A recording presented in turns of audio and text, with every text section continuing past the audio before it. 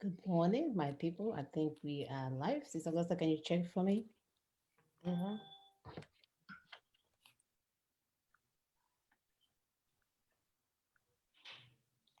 I don't like how this Zoom opens up. Okay, I think yes, it is. Yeah. We Okay. are, we are. All right. Thank you, our viewers. Happy New Year. We are so glad that you're here once again to join us. We are glad for all the wonderful things that God has done for us this past year. And we thank Him for allowing us to thrive even in the midst of a pandemic. And we cannot say enough thanks for His kindness and mercy towards every one of us. So thank you for joining us once again. Today is January the 2nd, 2021. It is a day to be remembered. So thank you. I'm going to have my sister. Oh, my name is Mona Chimsaga. I'm going to have my sisters introduce themselves as well. Sisters, please. Good morning and happy new year. It's a new dawn. And as we are saying, we are looking forward to our new nation. Yes, claim it. It's the time. And we don't have time to waste. So thank you for joining us. My name again is Augusta Masiki. Thank you. Thank you, sister. And good morning, my people. Happy New Year. We are happy that we survived 2020 and we're here to take our nations. Possess our possession. Yes. Mm. So my name is Ekwi Simon Okube. Ekwutose is the full name. Ekwutose Namadi Begin. So, food for thought. It is okay to accept that we are weak and vulnerable. When things are no more under control, it is okay to be honest and admit that things have gone out of control, be it in your individual lives or in our collective lives. It is okay to break down, cry, and weep, whether you're male or female, adults or children. Weeping does not mean that you are weak. Rather, it's an indication that you are a human being after all, and that you are not in control. However, when things are broken, being honest is the only way to fix it. Let's begin to draw energy from each other, begin to heal and fix things around us. Thank you very much. Thank you, sister. It's a new dawn to 2021. So hopefully everyone has their suit on, the suit to our destination, because we are going to take back what belongs to us. So our topic today is the domino effect of the constitutional force majeure. The domino effect of the constitutional force majeure. You guys know that this constitutional force majeure was declared on December the 16th. Some people were fortunate to watch it. We gave us a storyline about Jesus Christ when he was born. Not everybody was there. So those that were able to join us that day, we thank you. Um, we in our language we always have a saying or an adage that impacts our life in one way or the other, and the one that truly stand out for us today is that one of a tree that stand at the announcement that his death was around the corner and nothing was done.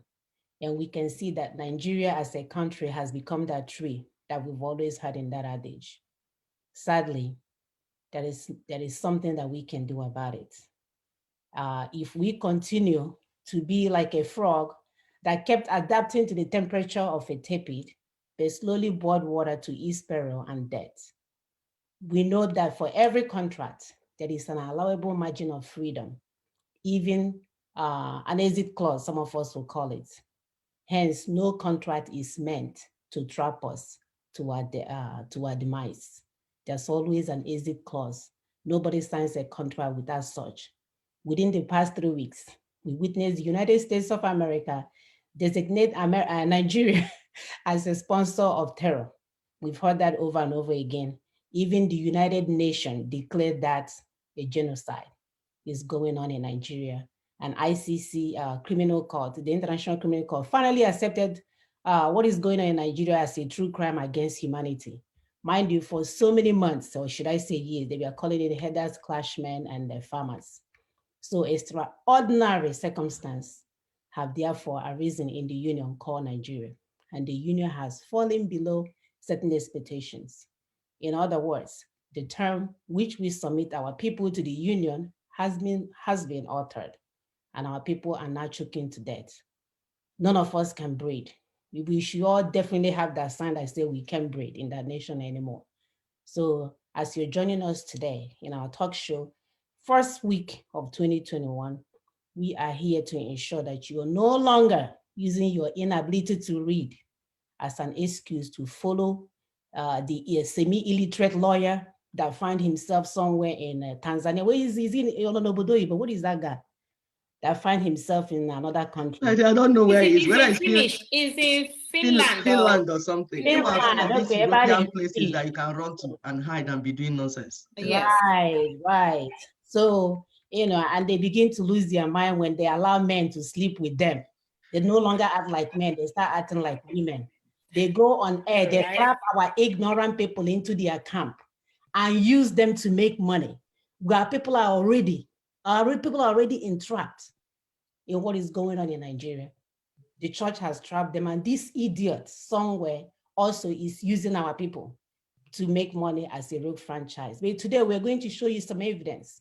As he goes out and play videos and tell our people that the list signatories are not part of, did not give their permission to be part of what is being done. We will debunk every one of them just to tell you that these people, again, they are enjoying the misery of our people. It's all about his followers, people. It's all about, African men will easily sell their young.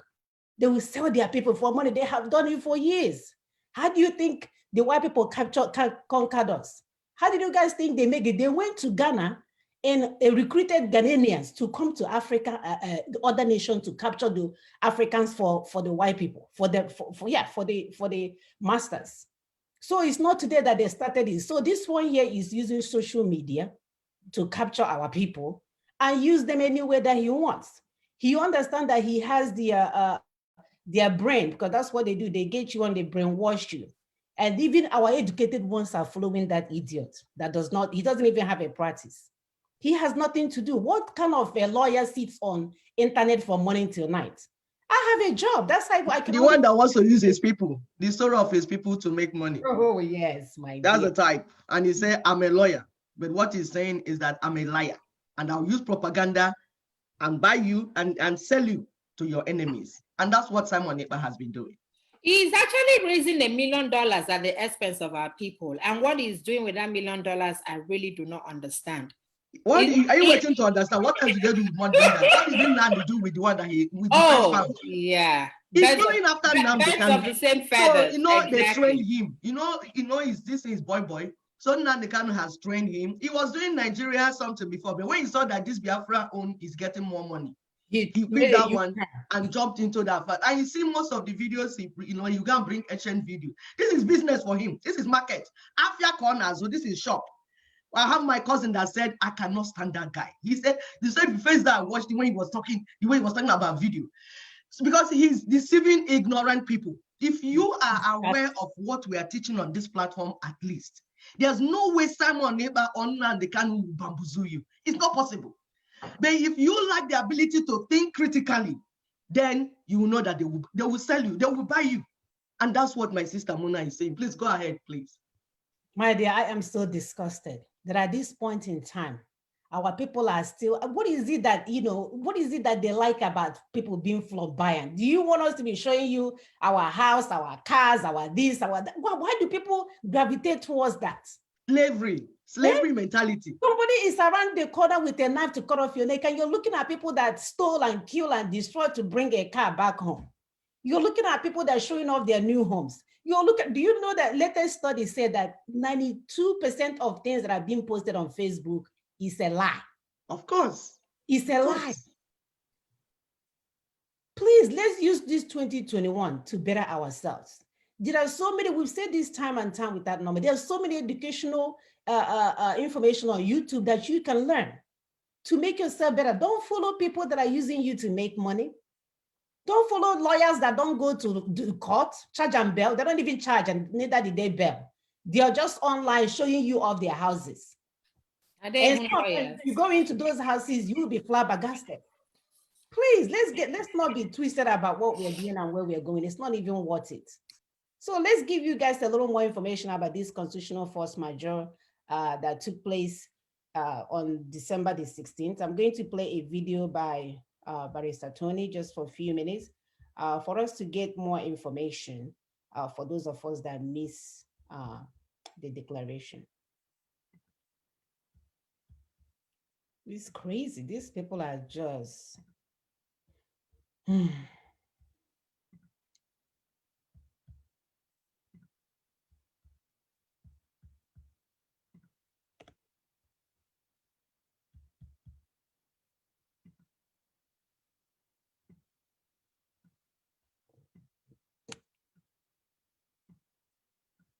tried to open up this video, but it will reset it. It's annoying.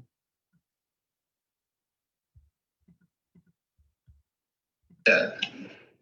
The force majeure is a standard provision in contracts whereby parties can suspend obligations if extraordinary circumstances arise. It could be war, it could be riot, it could be earthquake, or any of the things that are beyond the control of all parties.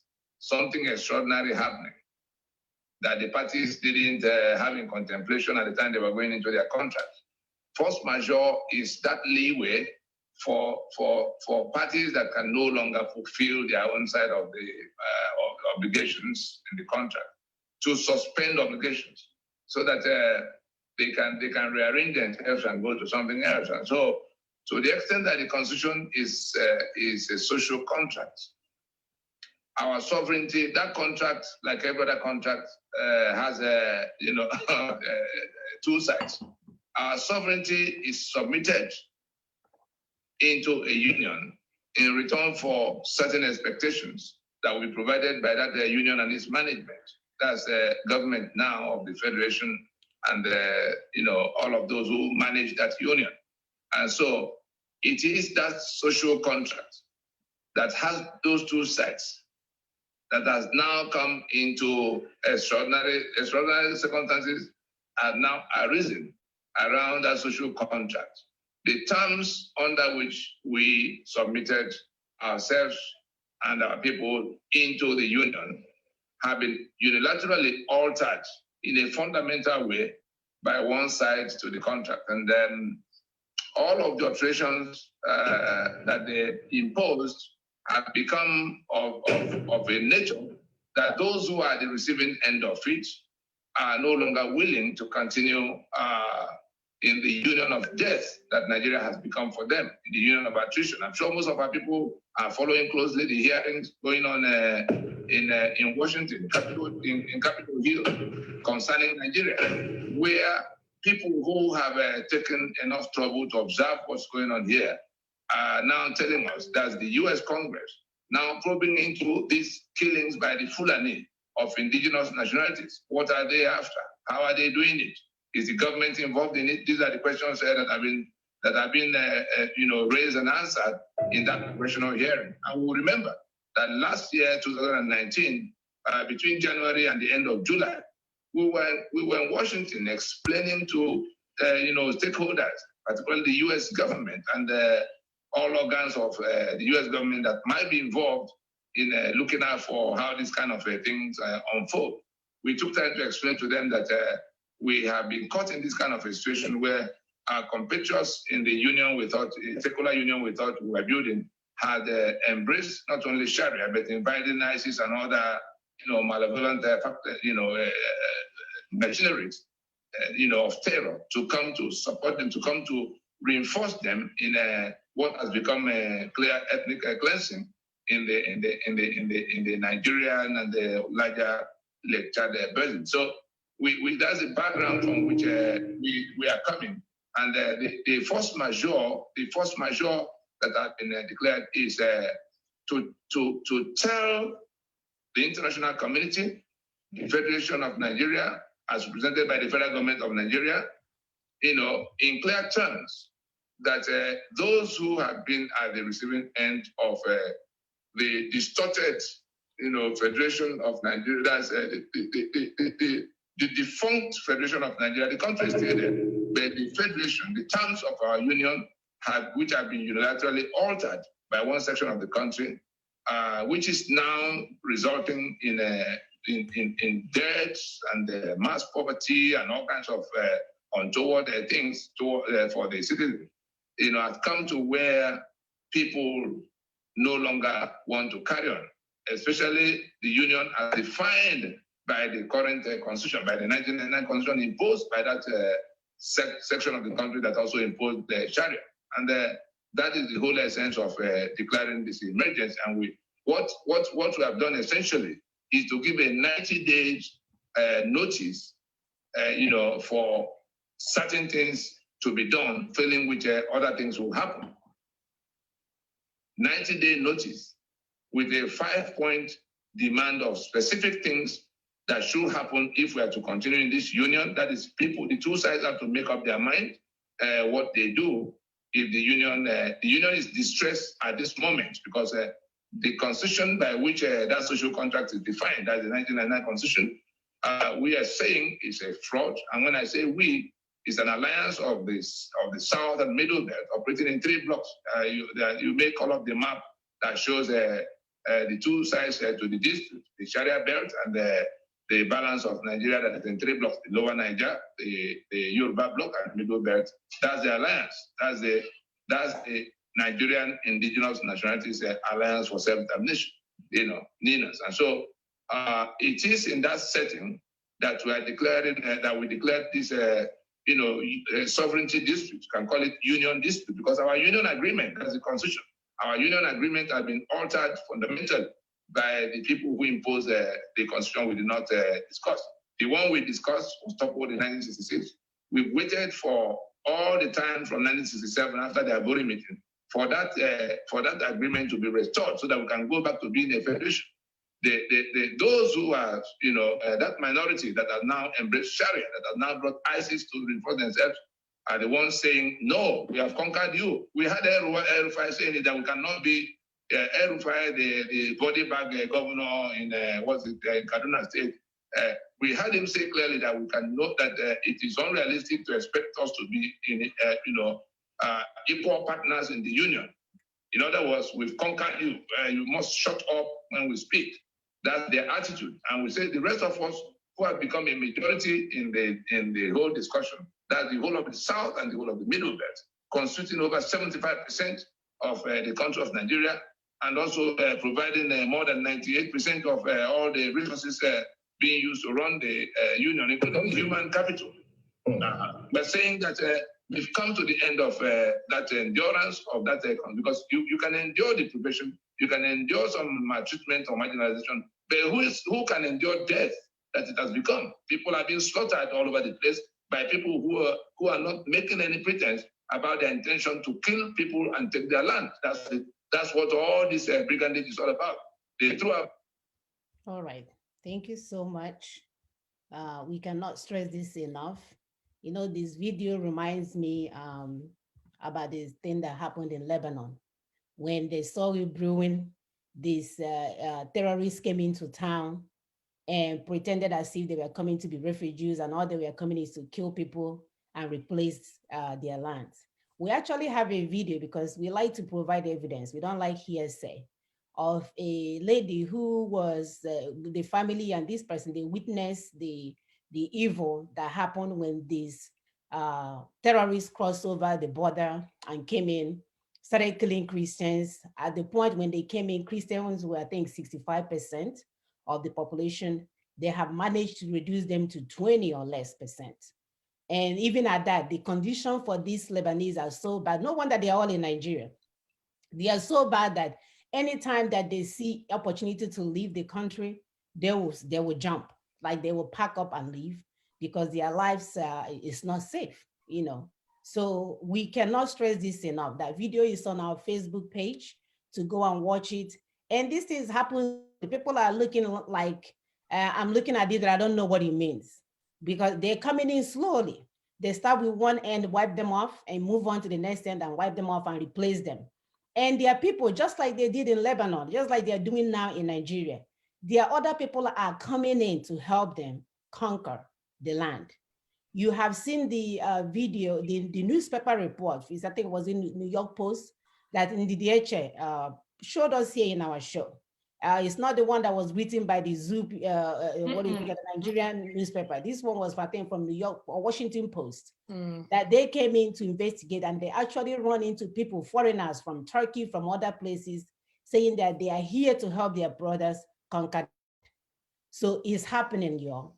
While you are busy watching Simon Ekpak or Ekpok or Mom, which one he is, while you're busy watching him and he's there telling you jazz, these people are slowly coming in, that if you don't key into what we are doing and listening to his jargon while he's sitting in the comfort of his own home, showing you guys his wealth as if he's the only one that has money, while you're busy watching them, this is what's going to happen to you. Go and watch that story of that Lebanese woman on our Facebook page, on Daughters of Truth page, and begin to comprehend what we are telling you. We have no more time to waste. You cannot continue to do the same thing and expect the same results. You cannot continue to follow the same people that are running a rogue franchise, benefiting them while they're showing off their wealth. You're dying in hunger. We're asking you now to receive sense. This is 2021. Begin to ask questions. Begin to make research. Begin to study on your own. I don't want you to believe everything I'm telling you. I want you to go and study it. Study it so that no one will sit in their homes and deceive you. No one will be making money out of your misery. That's all we can tell you for now. I'm very upset as a mother because there is no reason for us to be going around in circles. There's no reason why a journey of 4 days should turn into 400 years, because some people don't want to see. They don't want to understand. They don't want to comprehend. They are so emotional that even a Fulani would deceive them. The same Simon Ekpa that told you guys that Lumumba was coming to his show. We know who the guy is. The guy said, who the hell put my name on that flyer? He's actually thinking that we're doing the same thing with the lives of our people. Oh, I forgot. That's what they do. They play with the lives of our people. So they think that we mothers are now playing with the lives of our people. Simon Ekpa, when was the last time you had a menstrual period? Simon Ekpa, when was the last time you got pregnant? Simon Ekpa, when was the last time you stayed in labor room for 16 hours? 24 hours for me with my first child. How dare you play with the lives of our children? You know what, this 2021, put on your seatbelt because you're going to crash very soon. You will be crashing. Thank you, sisters. I'm so upset. Yeah, Sister Mona, you know, according to that video that you just presented, you know, Barrister Tony was talking about the constitutional force majeure, and we want to reiterate it here that the political parties, they have to close shop. You know, we keep using the word close shop, because what they're actually doing is buying and selling. So we say, for now, can you hold off on that? Let us do our transition. Let the union gather and let we be done with our transition before you can reopen shop. And we the people will now decide whether you need to reopen or not. So can you close shop? I'm also using this opportunity, as you rightly said, all these rogue franchises. Simon Ekpa is trying to raise $1 million for himself, because he found out that Nnamdi Kanu was able to do that effectively by instilling fear in us, by trying to tell us that this and that, and, you know, trying to build up something that is a thing. He told us Biafra was going to come on the 31st. That we are now 2nd of January. Biafra hasn't still come. So what we are trying to tell our people is that do not listen to these people. Political parties, close shop. Franchises, rogue franchises that are selling Biafra. You are selling fake Biafra to our people. Please, close shop. Let us do this transition. Biko, close shop. All right, Samuna, the second video.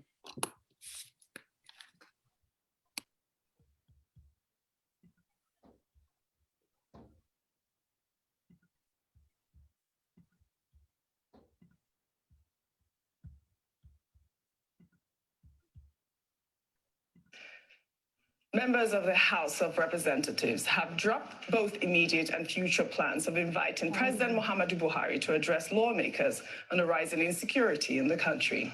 This position has come after the initial invitation was presumed to assume ethnic and political dimensions. The motion, which was moved by Satomi Ahmad, the lawmaker representing Jere Federal Constituency, was followed by 9 others from Borno State, who were believed to have apologized for moving that motion. They claim that the motion was not intended to embarrass the president, contrary to insinuation in some quarters. Now, Nigerians have expressed outrage over the news. Let's take a tweet from Awi, who wrote, "An all-powerful presidency, a presidency that cannot be cautioned or questioned or requested for accountability, a nation where our leaders are the almighty. This should reinforce the resolve to let them know that powers belong to the people. Never again should we allow this in Nigeria." I mean, I think the outrage really, Dr. Abati, is the fact that, the apology was the outrage really. But also the fact is, the Jera constituency, right? This man representing that constituency is where those farmers were beheaded. And a lot of people are very upset about that fact that he's not representing the voice of the people, instead going back to withdraw the motion. It's really appalling. I don't know who would like to comment real quick. Go ahead. I asked you because... Anyway, I think this is very surprising. It's shocking. It's not. Stop lying. Nigerians will be disappointed, but maybe they will not be surprised or shocked, because you will recall that when this National Assembly was constituted, the president of the National Assembly of the Senate said, look, this night assembly will support President Buhari, and whatever the president brings, so nobody will be surprised, I guess, that they are now apologizing to the president. But you have to place that side by side. But the argument by senior advocates of Nigeria, Michael Zekome and Femi Falana, SAN, who quoted section 67, 88, 89 of the Constitution to say that indeed the president of Nigeria can be summoned, can be invited. The Attorney General said that they have no constitutional powers by the National Assembly to come and explain certain issues to the National Assembly. Abubakar Malami says that is unconstitutional, but look, we've also been told that, okay, apart from being president, he is also Minister of Petroleum Resources. Can he also be invited in that capacity? But in any case, the expectation of Nigerians is that the National Assembly will not be a sycophantic body. Yes. And I hope that they will be aware of that. Thank you, in terms of the expectations of the people. Thank you very much. Guys. See you tomorrow. My name is Adrian. I'm tell 34 years stories old, while and we I'm actually a producer on the oh my Sonbello goodness. commercials that you see on TV. After watching, there you go. All right, sorry about that. All right, sisters, please go ahead. Yeah, with this second video, they're talking about the National Assembly trying to summon the president to come and talk about the insecurities in the land, not the insecurity in the air, the one that is happening right there. So the president was summoned, and the president did not go. And they are now apologizing for summoning the president. The president is the servant of the country. They are apologizing. My dear, you should go and arrest all of them for summoning. You should arrest all of them and lock them up and throw away the keys. That is why we're saying that the National Assembly is a psychopathic body. That is who they are. They are appeasing to the President Bikonobiano. Even the person that filed the withdrew it. And this is the person representing the farmers that were beheaded. You know what we're telling our people? Your hope is not in political class. Your hope is not in National Assembly. Hope is not Buhari. Power belongs to the people, like those journalists were trying to say. They go in circles. They go in circles. From this side, they talk from this side. They run around because they're afraid they will be killed. Their money, everything. So we understand. But where we are standing, we can say what we are saying. This platform, we can say what we're saying. Stop it. Stop going around in circles. Solution is here already. Like Sister Muna said, stop going in circles. Please go ahead. It marvels me because is that the same National Assembly that Olise Abakoba would have to submit bills to? Ridiculous. Hey, my dear. Where are the son of that country, the SAN, Kebehano? Where are they? Where are they? Sleeping under the bed. Under the bed, sleeping. They're watching Simon Epa. Simon Epa is their advocate. I don't know what you guys are talking about. He's a senior advocate. Did they, all of them, do they get, is it quota system behind the lawyer? I don't understand That it. is it. What most likely now. What law school did they go to? Okay, law school. Which law school? Which one of them did they go to? Is it the one why they the under the mango tree law students? Is that what Yes. You know, in those days? They would go under mango tree instead of being in the class to listen to what the lecturer. Yes, that's where Simon Ekpa got his own too. They were under the mango tree. Why did they even go to an accredited law school? Did they go to one that is known? Huh? Hey, you know, it marvels me, you understand?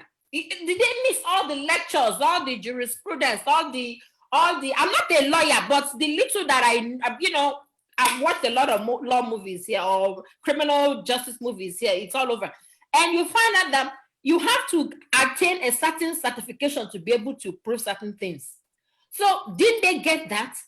Where are all the lawyers? Where are all the sons, the barristers, the bar association? All this thing is going down and you cannot stand and defend your profession and say, hey, that you can summon the president, you can summon anybody. You're a servant of the people, for crying out loud. Anybody can be summoned. Speak for yourself, my dear. Speak for yourself. that marvels me. Even the churches that be collecting tithes from dying people, they're not speaking up. Speaking about churches, Sister Augusta, do you know what BWS was in the Punch newspaper today? He said your survival is in your hands. So, he's not saying that your survival, not fasting and praying, not Monday services, not giving you your Holy Ghost fire, not firing your mom and your dad. And he said your survival is in your hands. At least one guy has removed his hand. Ezoku is coming out now. You know, when we attack them slowly, they will start confessing. Yes. He's telling you now, your survival is in your hands. So please. So 2021, it looks like he started off in a right foot. In a right foot, yeah. On the premise of truth, because we tell our people, be honest. We have accepted that the system is broken. We are in dear need, we're in danger. But to fix it, you must be honest. Honesty is number one. Go ahead, please. The labor union. You know, I remember in those days, what is that former governor of Edo State, was that the one that wears khaki every day, when he was a former labor union leader? Oshomole now.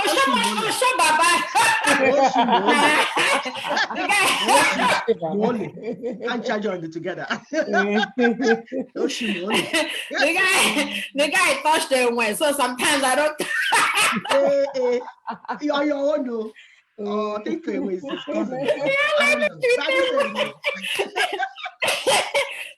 I mean, what are the labor union leaders, the members? You know, one moment they are out there saying that increase our salary, or do certain things for us, The next moment they are quiet.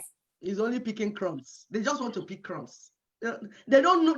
They don't care about how do we fix this thing forever, long-lasting solution. They want give us crumbs. Like Sister Muna would say, they want pacifier. Pacifier. The students' union, uncle. They are busy dancing azonto. They are dancing, messing different up their future. Yeah, different styles. New dancing steps. That one's not really again. It's a messed up society. And if we were talking to our people that it's high time we stood up for what is right. So we want to know why you all are aiding and abating criminality and genocide, and people are not talking about it. Let me give examples of what has been going on. Examples of the tragic statistics. Since 2020, Boko Haram has killed 43,000 people. Times 10. Islamists, Fulani. Sorry, Zamuna, do you have the clip? Can we display it to the people? That clip. Of the dead people? No, there's this statistics Sister Augusta is giving. Yeah. Oh, no, I don't. Where is this? It's just a picture like of a woman that, what's the name of that lady that was making that presentation? The PowerPoint presentation, because we're telling our people that what we're doing, we have international imperative as part of this. If you don't understand the 8-point strategy that LNC, MNN put forward, these things will be going circles in your head. There's 5% of what we're doing because we know that the international community, there are stakeholders in our land. So we don't want to give them impression that we just want to send them away or do whatever. No, no, no. We are working with them and they're interested. They also want our region to be stable because they have investment in our land. So they want stability of that land. So they're doing presentations everywhere. Apart from the presentation that LNC did with them, they too are continuing the presentation. So this is one of that presentation. Amuna, did you find it? It just is a white clip. It's in Daughters of Truth. It's like this. If you can find it, it's like this. Okay. It's just it's just for people to see, because we will read it for you, but for you to understand that we do not just scratch our head as I bringing figures. These are the data that are out there. We want you to read. How do you want to say it? We want you to be informed. Information is power.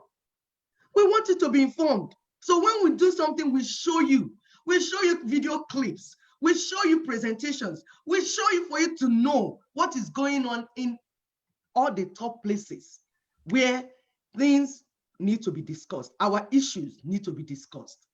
And in discussion, it's not haphazard discussion. It's systematic discussion. They are following a plan. Thank you so much, Sister Mona. They are following a plan that is on ground, and everybody is involved in that plan. So those that are telling you stories, better not allow them to deceive you. Go ahead, Sister Augusta. Okay, so since 2020, Boko Haram, Sister Mona, can you enlarge it a little bit? Or no, it's not because of this, just a picture. If I knew. Okay, that's fine. In 2020, Boko Haram has killed 43,000 people. The Islamist Fulanis have killed 19,000, 2020 alone. Then since June of 2015, 12,000 Christians killed, 2,000 churches burnt. From January to June of 2020, the Southern Kaduna, about 300 Christians were massacred. As in, you know, when we count these bodies, sometimes we just give an estimate. I'm sure they are way more than that. Way more than that. So by May of 2020, 350 Igbo villages have been occupied by the Fulani herders and the Schwab Arab mercenaries. You know, when we say that these people are already in our land. Did you just say, Sister Augusta, you said how many Igbo villages? 350 villages in Igbo land. How many is remaining? They've taken the entire place now. They've taken the entire place. So they've occupied the entire place. They have this is a study done by, okay, let's say a white woman, if that one will make you happy. It's not that we did this on our own. As Sister Ekwe rightly said, the international imperative are doing their own underground work. So it's not as if we'll come, we feed them. No, and the good thing about America is that everything has to be vetted. They want to check the accuracy, the authenticity of what is going on. So they don't just assume. Even when you give them information, they want to go out there and ask more pertinent questions towards that information that you gave them. So Augusta, you know, we told them on this platform that this is about global terrorism. Because we did it in one of our shows, the ungoverned spaces. Spaces, yes. The world, the international community, the world do not want you for your whole area to be ungoverned space, and then you will be breeding terrorism and exporting terrorists. So they are doing it for themselves too. They're not doing it for you. They're not coming to help you. They're helping themselves because these are people, the way the Westerners function, they handle things ahead of time. They see where this is going. You allowing Nigeria to be ungoverned, to be like free land where terrorism will grow anywhere. They know where it's going. State-sponsored terrorism. Exactly. So that's why they're doing what they're doing. They understand this perfectly. They do. They do. Sister Mora, can you bring up the third video? Absolutely.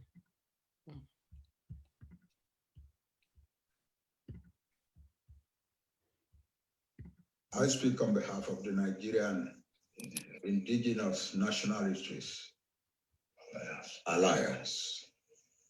And I need to make this important clarification because our people are asking if the government or when the government of Nigeria. So please, who is this?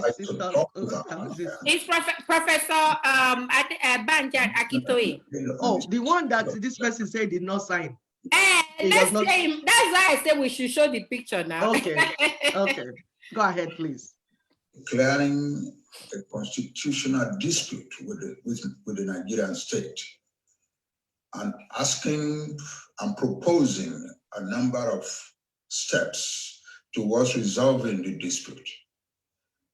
If they want to talk to us, we need to let everybody know now that we will talk only to the elected leaders of this country, namely the president and the vice president. Of course, they may be supported by their appointed officials, but we will not talk to appointed officials who will then turn around and say we need to go and clear with our principles. We will talk to the principles only. And under the Constitution of Nigeria, the principles are the president and the vice president. That important clarification needs to be made. And we make it now for the benefit of the future. Thank you. Wow, this is the same guy, the semi-illiterate lawyer. He's saying that it's not, he's so dumb, he can't even do an investigation. This thing has been online for weeks now. He's so cheap and so dumb that he couldn't even dumb himself up to go and look up this video before he started making such assertion. My dear, these people are so let me not even just... Sister Mona, stop giving him that, stop calling him lawyer from where to where. We kind of like start elevating these people that don't even make sense. Let us stop even giving him, oh Lord. You know, sometimes we want to tame what we say here because it's not easy for us to, you know, calm down. Okay, this is the same Professor Banji Akitoye. He was talking about that this guy, that Professor Banji said he was not informed, did not consent. Meanwhile, Professor Banji is one of the key signatories, like number one key signatories to the force majeure. So that is it. And he said that the leaders will not discuss with the federal government if representatives were sent. They have to discuss with the key leaders of Nigeria, and that is the president or the vice president, as in the vice president. That is when the president is sick and decide that he's sick, he cannot attend. Then the vice president can be sent. You understand? And thank God he's a lawyer, so he knows what he's talking about. These are the real lawyers, not this paralegals. I don't even think he's a paralegal, sir. He's not a paralegal. You know, where did he get paralegal? Is easy to be a paralegal? Law firm administrative assistant. I don't know. Yeah, you mean, it's Augusta, you mean that the vice president of Sibanjo is a lawyer himself. I think his son. So these things we are saying cannot be going around his head. He understands. So if for Basa, he decides to represent Buhari, yes. If Buhari is too sick to come, that's why we have vice president. These things have been predetermined. Governance is not what you scratch your head and start doing what you feel like doing. If the president is too sick to attend, the vice president, and we said, thank God, Vice President Osibanjo, he's a lawyer himself. He's a professor of law. So he understands jurisprudence. He understands constitutional force majeure. He understands 90 days. He understands the power belonging to the people. He understands sovereignty. He understands all these things, except he did Hukumanguru training. If his own law, he got it under Mangu. Because what is going on now is that these days, we want to begin to shift, understand those that did law under Mango tree, and those that actually went to law school, accredited law school, because this thing is clear. It's like in medicine. You know who is who. When you talk and when you act, we will know whether you got educated, whether education went through you, or you just went through school and school did not go through you. Did you steal your own certificates? Where did you get it? Did you miss all your classes? What happened to you? Or you just went there, memorized, carried certificates and came out and said, I'm educated. So we are beginning to understand those that are really educated and those that just went to school to collect certificates. The days ahead, we prove this thing and our people will see it. Because from what you say, we will know where you belong. Please go ahead, my sisters. Yes, from what you say, we'll know where we belong. We are going to do what is, we will sift, we will use what is it called, to sieve out the shaft from the main thing.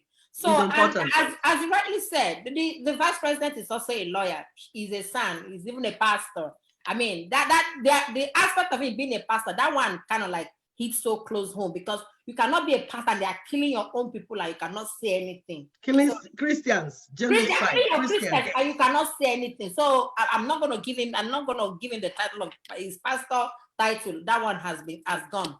So, and as Professor Banji said, we're not going to talk to the boy. We're not going to talk to the stooges. We're not going to talk to those, the slaves. We want to talk directly to the leaders. That was what he said. And there is a 2018 open memorandum that was written to Buhari about how to survey this situation. Buhari does not read now. They told him how we're going to survey this situation. So he has and it's online there. So everybody, if you have access to your internet, go and. If Buhari cannot read, he has his political boys that would read and explain to him what he said. But Buhari can read. He should be able to read. He should be able to read. So if he can read, in presidency, we have people that write scripts, people that read scripts, people that interpret, people. He should use all of that to understand what the owners of the land are saying. And we are serious. And the owners of the land are only asking for 5 simple things. I'm trying to play things, and it's in the public domain. I'm trying to play the video of the same Professor Banji Akintoye. Please do. Just to emphasize more about the kind of rogue franchise this semi-illiterate administrative assistant in a law firm is running. So and he did this. This is his address he gave on that constitutional force majeure day in the event, in the venue. He's so crazy how people lie.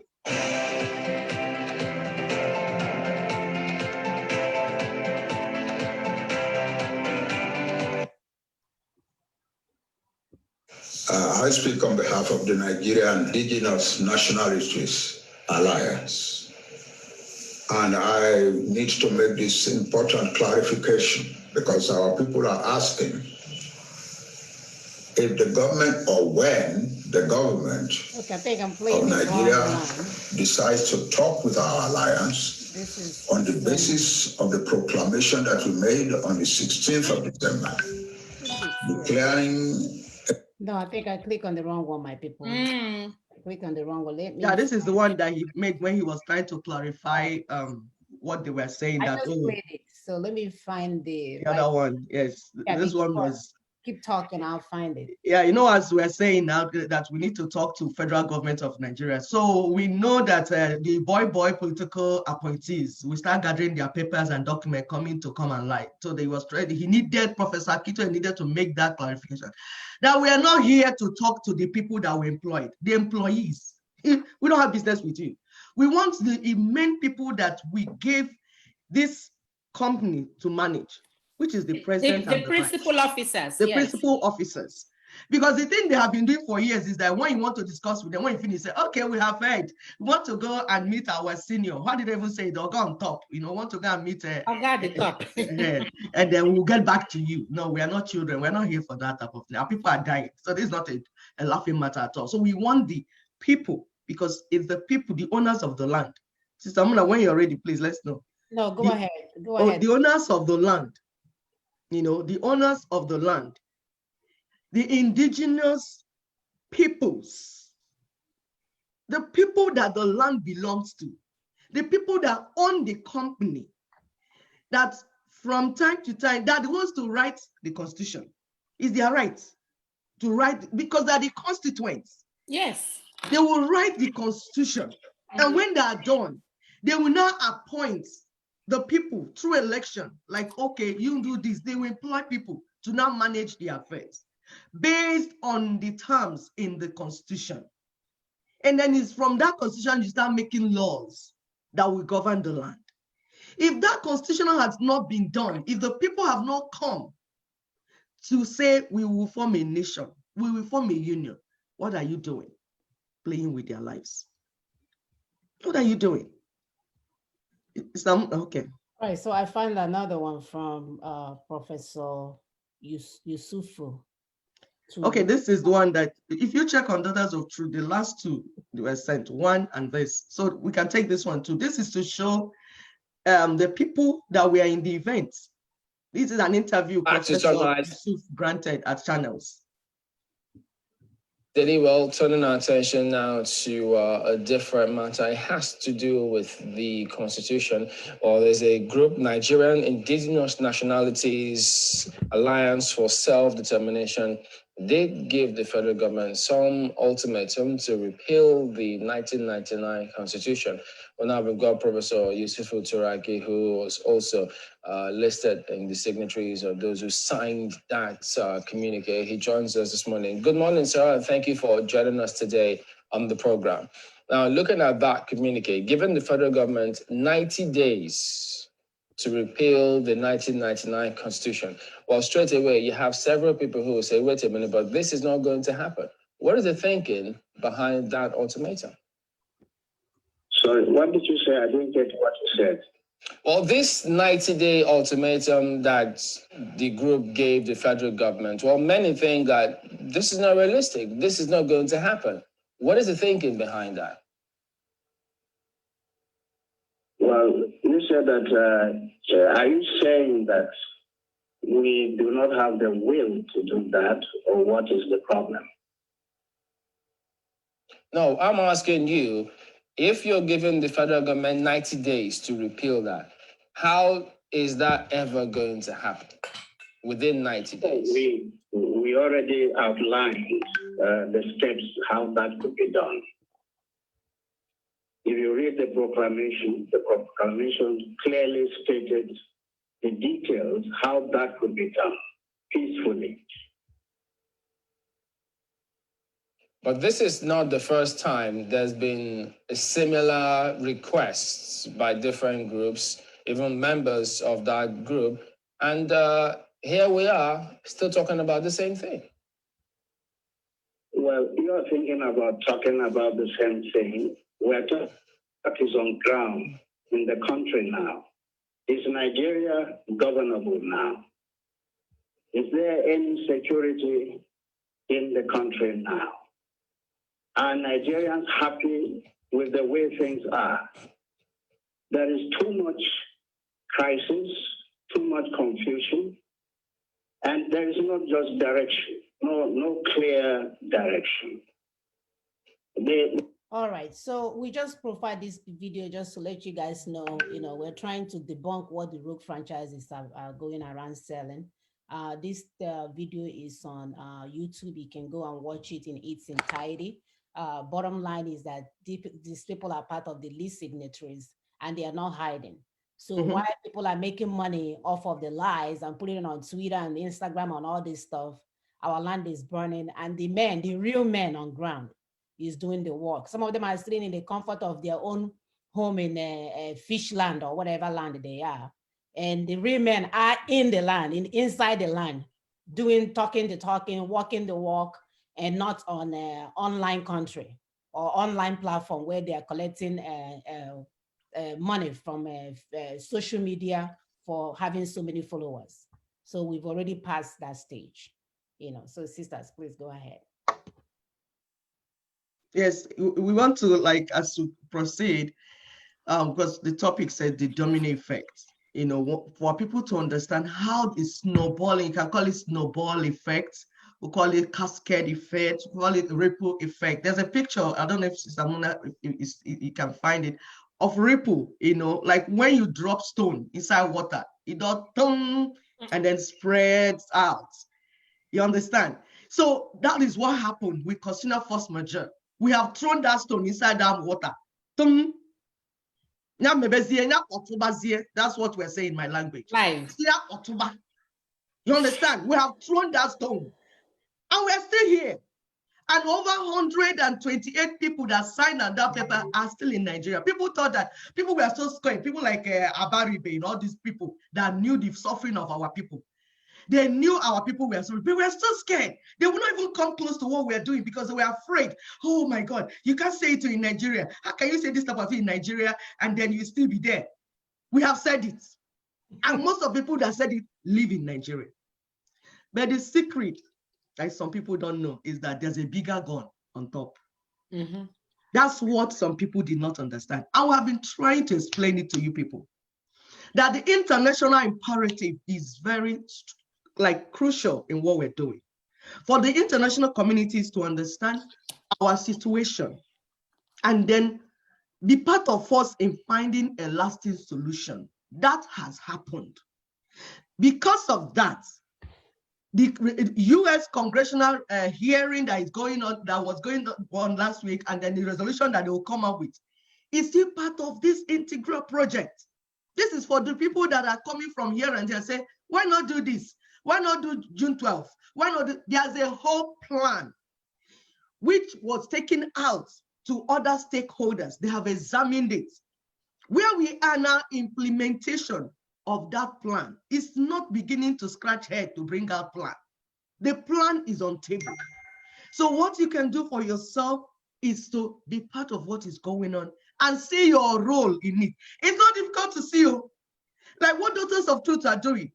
Nobody called us and gave us application and say, did you apply? Come and join. No, nobody called us. We saw it, saw what the people are doing. We say, this makes sense. And then from our brain, we knew that our people needed to understand this. We committed our Saturday morning, every Saturday, to come and explain it to our people in the way they can understand it. You too can do what we are doing. Don't wait for Brother Tony to come and give you a bottle of champagne. To give you mania, say, Oga now, Oga Madam, Augusta, come and join. Because the land belongs to our people. Sister Mona, are you ready to take over? Yeah, so I have the domino effect that you were talking about. As you can see, this is when all of three, the union, the constitution, and the election are all standing. And then once you combine the three federating bloc, they're able to actually take down all those things that we are talking about with the alliance. Yes. So I don't know if they can see you. Let me go back to stop sharing. Let me go back to that so they can see. So this is the alliance territory. So with the alliance territory, we'll be able to take down any giant in our land, be it the giant to call Fulani, be it the giant to call the Nigeria, be it the giant to call the Buhari. So all these things, when they snowball, when they, or have that ripple effect, they'll be able to achieve the goal that we are looking for. I just want to go further to explain to you guys what the ripple effect means. It's a chain of reaction, a series of events. So if you look at the LNC MNN alliance, strategy, you can see that these are a series of events that will eventually end up with one main event. So that whole thing, that whole strategies that they're going for, or they've been working on, will end up to be one expected goal, which is taking down the constitution. Another illustration is a change in one behavior that will activate or cause a shift in related behavior. So if we begin to understand these things, that the power has returned to the people, that this is our land, that we are fighting for sovereignty dispute, because all this military decree that they be using to rule us is not what we signed up for. That if we understand these things and get them all together, that at the end of the day, that we'll get what we want. So in this system of ripple effect, our focus is not only on the final outcome, but on the entire process. If we recall, in Namibia, there is the pulling down of the South African apartheid constitution in 1990. I know we've said this so many times, but it's a perfect example. And with that, it led immediately to the pulling out of occupying military force of the apartheid government in their land. Similarly, the same thing happened in South Africa. It led to return stability and safety to the country. As soon as the apartheid was taken down, the result was the return of foreign investors in that country. The economy began to flourish. The youth began to acquire some jobs. Life generally started to improve right from the beginning of the transitional government. So it's not something that we have to wait 100 years to key in on. As soon as this thing is taken down, you can see once this transition starts, people will immediately start seeing the effects. All of these and many more are some of the expectations from the constitutional force majeure that we declared on Wednesday, the 16th of 2020, December 2020. By that simple declaration, we have officially told and informed everyone, the entire world, the international communities, every stakeholders, that we are tired of the killing and massacres. We are tired of the kidnapping, looting, and stealing. We are tired of mismanagement of our resources, hunger and destitution. We are tired of the joblessness of our youth, infrastructural decay, and the endless gory news and images from our land. It's sickening. We are tired of the fact that we and our children cannot return home to a safe land. Our people are enslaved, both in their land and in the foreign land.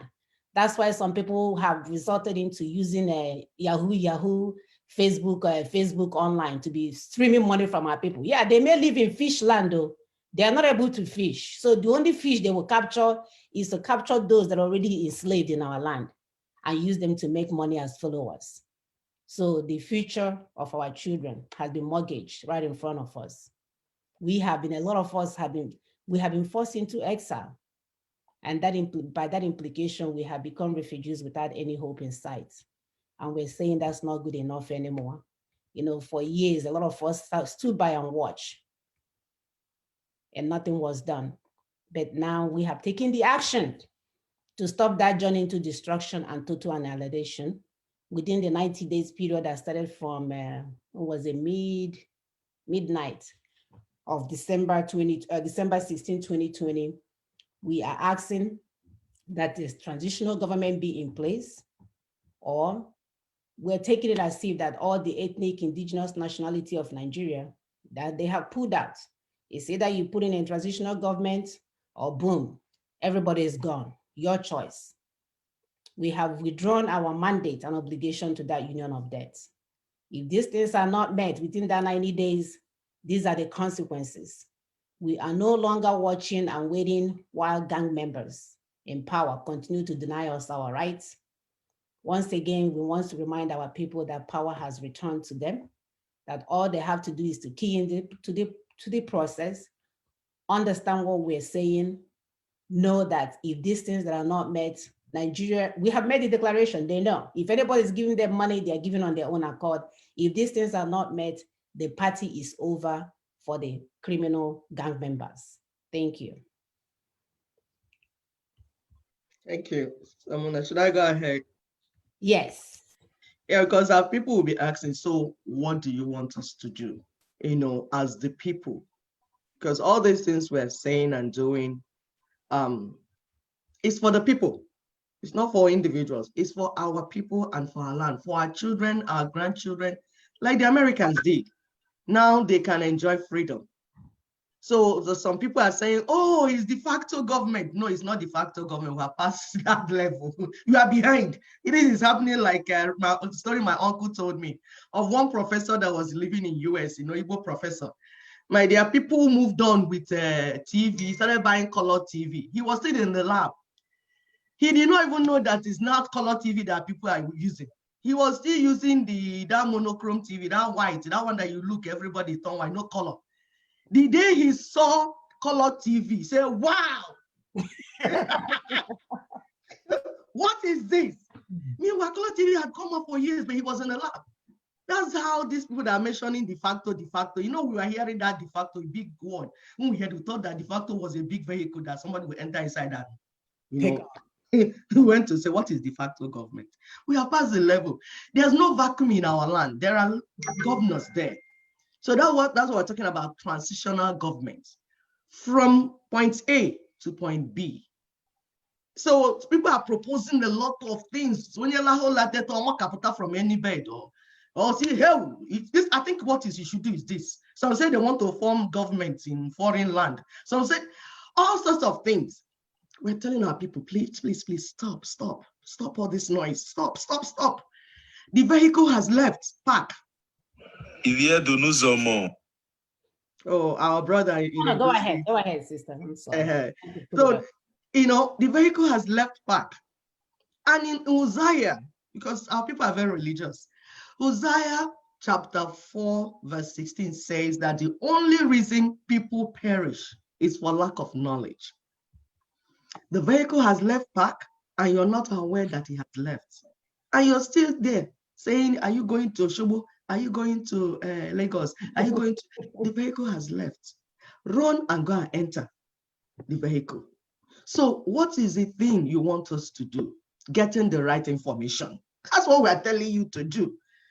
We're not telling you to contribute money to anybody. We're not telling you to go and carry a toy gun and enter inside Ubiapu, like a cassava farm and start jumping around and shooting movies, thinking that this thing is about movie. This is not movie. This is life. This is real. So we needed to get the right information. And this is for all Nigerians in that land, both those that are living in Nigeria and those that are living outside. Information is very important at this point in time. That is right information. Even in deliverance, in spiritual thing that they do, for you to be delivered, both physically and spiritually, you need the right kind of information. The only reason your enemy still holds you down is because you have rejected the right kind of information. Mm-hmm. You, your children, your grandchildren, you are being massacred every day, not because the enemy is too strong or too wise, but because you have failed to know what you should know. That's all. Information, right information is what has made your enemy, the Fulanis, appear as if they are strong. It's just you getting the right information, acquiring the right information and sharing the same. Do not distort it, because some people will go and hear first paragraph of the information and add their own and start sharing nonsense to our people. How can you hear what we're saying, you join it to de facto government? How can you hear what we're saying, you join it to June 12th? Please, leave this information as a whole. It's a 20-year plan, 16 segments, 14 have been done. We have 2 to go. We are not beginning to look for opinions. This work was done even before Daughters of Truth came, before we came. They did it. We just came and joined, read the information, and became part of what is going on. So please stop sharing lies and propaganda. Or walking on the ground. Some people say they are walking on the ground. When their mates are building tunnels and railway station underground, they are walking on the ground. Yeah, instead of joining what they were doing, they're walking on the ground with no plans. I think you said they are hiding on the ground. How about that? It's important for our people to know what their responsibility is as citizens of the land. You see, lies and propaganda will bring fear and disillusion.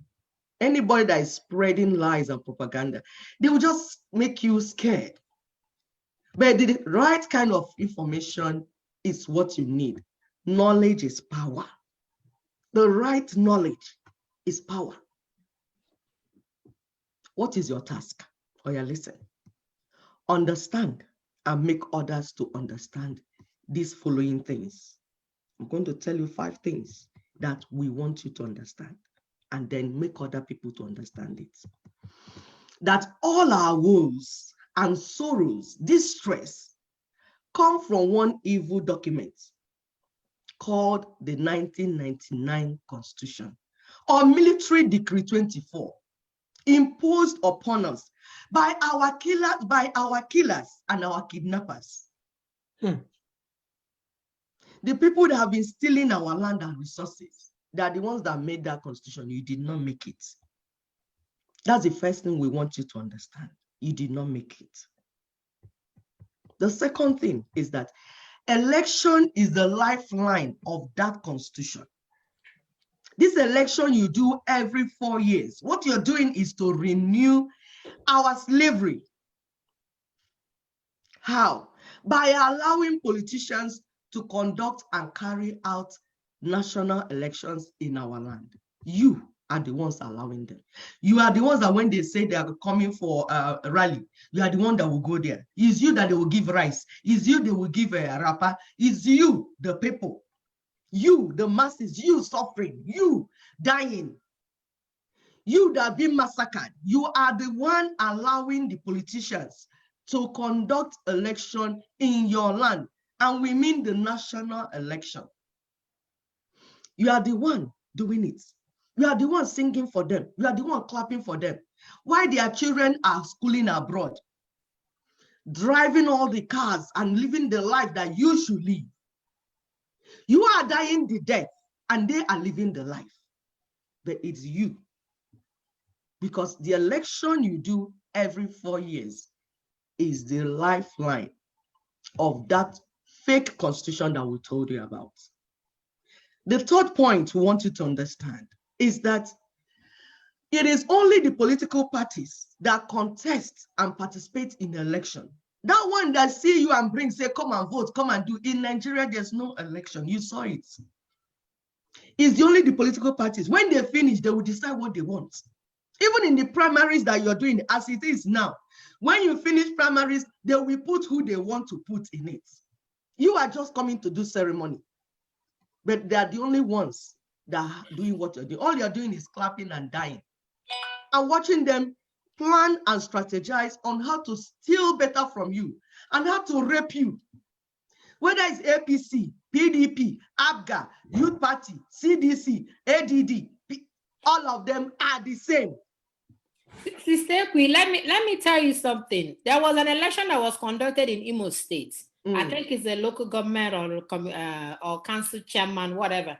Okay. They didn't have an APC candidate, but APC won. Have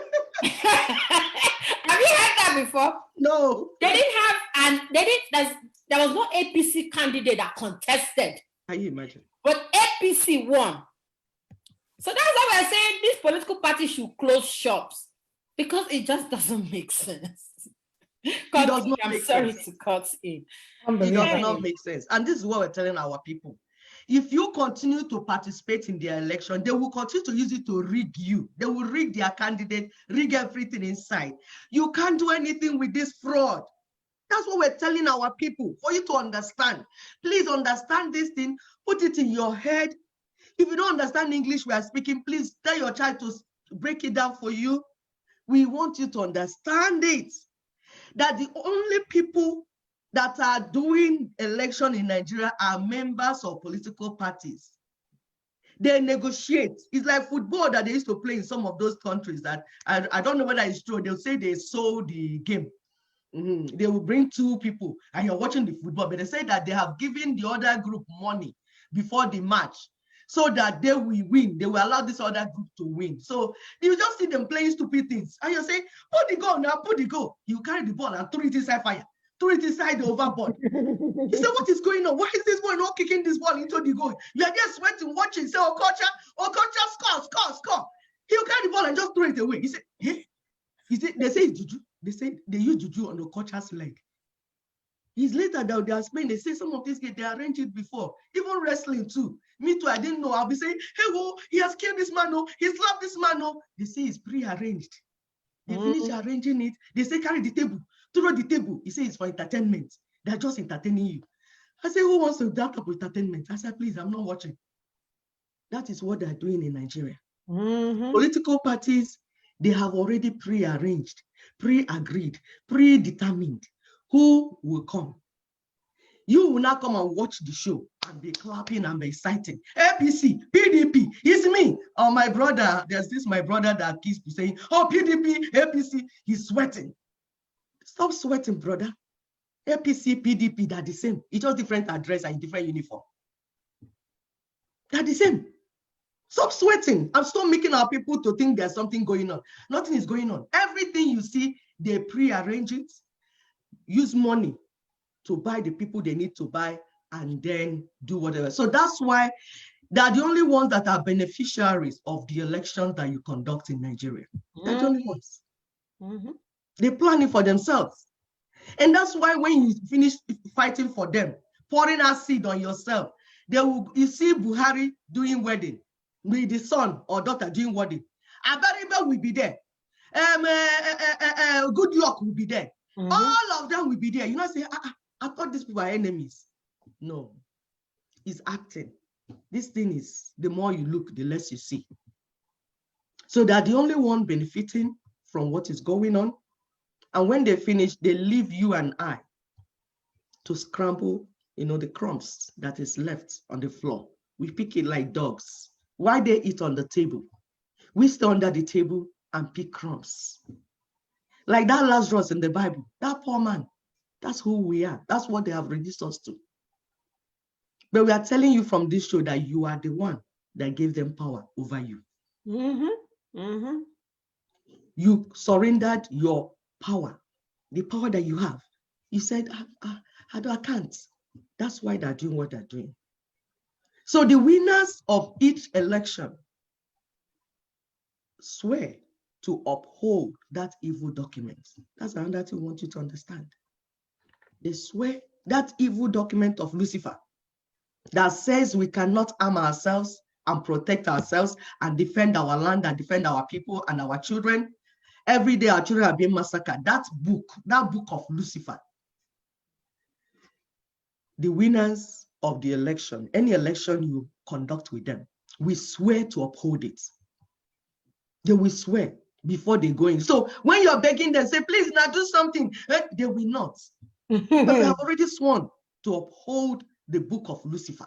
The document that says that we have surrendered all our land and resources to our enemies. Our political parties are the ones swearing to uphold that document. The document that makes our enemies steal all our resources. And we cannot ask them questions. We are looking at them. We can't say anything. Anything they're doing that some people are going to take them to court, nothing will come out of it. They will take your last card now. Finish up whatever they didn't take during the election. Exactly. So the only thing that you have to do is to understand that national election, political parties, they should close shop. Rogue franchise, close shop. Because the thing about the rogue franchise, this will doing their freedom, fake freedom, is that when we are pointing our people to where they need to get solution, then we're distracting them. Because sometimes some people will come on this platform and say, leave them now, leave them now. We can't leave them. Because they are armed robbers. They are Njoshi Eperima. So we can't leave you people alone. Because you are making them to kill our people. Like the one that is bringing a fake security outfits. You see, when our enemies see those things, they will come and kill our people, thinking that there's something. Meanwhile, there's nothing. That's the danger of what you're doing. What you're doing, one, is distracting our people. Two, is leading to untimely death of our people, which we don't want. And we are telling our people, this is where this direction is the only solution for you. The only way. We didn't make it like that. We just saw. God will always make a way of escape for his children. God made a way of escape. He's making our enemy to forge constitution. People are not understanding it. God already made a way of escape. He knew that we would be too weak to fight this our enemy. Ahead of time, he made them to commit a fraud. He pushed them into committing fraud and announcing the fraud. Because we're not the ones that told them to make this in public. They did by themselves. The only thing that LNC, MLN did was to discover it. Like, it will see the road of escape, see the door. And that's what we're telling our people to understand. This is not about who will lead you, who will do this. No, it's for us to understand collectively that see a way of escape that we can pass through and run. When we now get to our land, you start your political actions. You start whatever I want to do. Then I'll be drinking my green tea. You people will be doing what you're doing. So far, you are ready to do the right thing. We'll be clapping for you, but you have to do the right thing. Thank you very much. My dear, do they really have a choice at this point in time? And that's why we're asking our people to use the resources, to use your daily time to empower yourself. Don't use it to watch somebody showing off, showing off to you as to what they have in their houses and what they have, what kind of cars they drive and what kind of road is it's not important at this point in time. We have seen it all. We know people do have money. There's a show called The Lives of the Billionaires, you know. We know that they can live in a house filled with gold. But what solution would that bring to our problems? Let's use our time and our resources to engage in things that will deliver us, that will point us to the right direction, because you can follow people that will promise you Biafra in October, in November, in December, nothing will happen. And come January, they wouldn't even apologize and say, nah, all the work that I did didn't work out. They will just keep it as if you don't count and keep on telling you more stories. And we're telling you guys, we can do better. And our people are coming on board. We have a brother, an Ido brother, who came and did a little video on what we are doing. And this is what we are asking our people, you know, come out and do this thing. It does not belong to one supreme leader called Tony Nadi. This thing belongs to every one of us. We are stakeholders. So whatever you're doing, whether you can do in TV language or in Edo language or whatever, come out and do it so we can share with our people and break these things down to them. Let them know that power has returned to them. So I am going to play that video briefly for our Edo listeners. I don't know if there is one, just for them to see that people are doing the work that needs to be done, and we appreciate them. So don't let anyone bamboozle you with a fake Biafra promise, and then come January, they will tell you they are going after saboteurs and they're going to war. You know, go back to the land and start from there. Go on channel news and talk to them. You know, start inside the land, not from an online Facebook account. That's not gonna work. We need to go home and stop distracting our children. Stop distracting our children. A lot of you cannot manage your wife and 2 children, but you want to come and manage my people. You want to come and manage 70 million people, whereas you can manage a wife and a child. Please don't get it twisted. We are enough of your nonsense. Just take the money you've already made and move on. Leave us alone. Leave my people alone. Take the money, it's okay. Yeah, no. We're in Rome mansion, we live being at the first class hotel, no problem. But stop deceiving our people. We need to move. Edone wa ire wa bota o wa selogbe ovi wa no agbe kan humble idoka mu wa botana we idiobo ba enwena ne ninas you ninas or a Nigeria Indigenous Nationality Alliance for Self-Determination otuna dere enewe Uhiye 1999, Nebotie 1999 Constitution, Osioloroma, Igbe Kekevimu, ni majeure na. Ina duhamu wao na kobokugbe, na yari yobuhi, Constitutional Force Majeure, na rie yobona ni amu evede 16, vukie December, vupe 2020. Wana niya, nuarie www.freedomfromnigeria.com. Nu ya gbeniwe yiva wa gbeniwe uwusan onino where you bob by my oba atokpe ise. Awesome. Awesome. I don't know what he said, but I'm I just heard the Oba something. We tell people that we are here to respect other nations. You understand? They have their system. Now he has addressed his people the way they address, and we're not here to break down boundaries and start making people not to respect their elders or their culture or whatever. No, we are saying uphold your identity, but we can relate.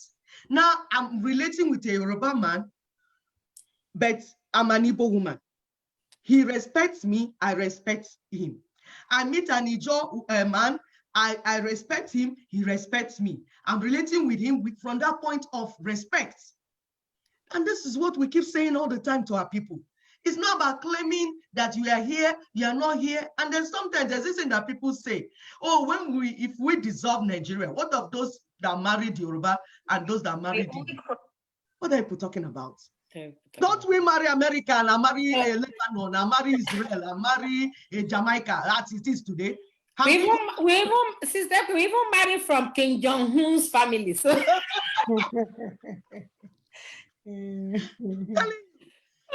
this way, how sometimes when these people that call themselves educated people talk, I say, did you just think before you open your mouth? Mango tree. What we're saying. Yoruba man marry, say, if Yoruba man married the Igbo woman, where will he be? If an American man marry Igbo woman, where are the children? What wonder? Did they answer? They want to marry Bikun. No, it is a freedom franchise rogue entrepreneur, whatever. He's the one that brought all that stupid, confusion into our people, and our people forgot to remain focused. So that's why we are kind of like refocusing our people. And I wanted to thank our brother Justice Egiari. Please, I need more. Justice, if you're hearing me, we need more of these videos. Please, please, please. We need it in different dialects. Because remember, it's the ethnic nationalities that are involved in this. So this is not like I'm an Igbo person, is a Yoruba. No, we need all the ethnic nationalities. If you can speak your direct dialect, the one that me will not, I can't even pronounce, please. We want short 1 minute videos so that we can start spreading these things out. Yeah, thank you. And you know, that time they did Pronaco, 164 ethnic nationalities came. So we know what they're saying. The underground work has been done. All the people that need to be met, the meetings, consultation, dialogue, everything, you need to do that. It's not what you do on radio broadcast. You will go to them. Some of our brothers had to cross. That is, some of them, when they give the assignment, good to meet. Some of them did not even know that they will need boats to get to the place. I remember one incident of one of our brothers, they sent from Lagos. I forgot where they sent him to go and meet the people. By the time he got to Cross River or whatever, he was like, that's when it dawned on him that he has to be on boats to cross to wherever. But our people did all that. You can see it's not one person. This is not one thing that only Tony did. It was a collective effort. All the people that needed to be met, nobody is unimportant. And with a shout out to our brother, Urobo brothers, Ishekiri, Ijo, nobody is small. No nationality is smaller or powerful or whatever than the other. We are all equal as humans. We cannot be breaking dominance and then slavery and then carry slavery and put another group of people. No. That's what we're inviting everybody, like Sister Augusta said. Come in. Your language is different. Please understand our message. Watch our videos and translate it to your people because they're important. We're not saying we are waiting for them before we move. We are just saying so that they will understand what we're doing and feel part of it. Have a sense of belonging. So they can own it when finally everything has happened. And even when we get to referendum, they will understand all this process. It's important. There's a time we said in this show that why is it that when some people finish a liberation project or independence, they go back into bondage? Because the people were not educated, we are not enlightened on the process of governance, what their power is and what their power is not. And that's what we're trying to get it right this time around.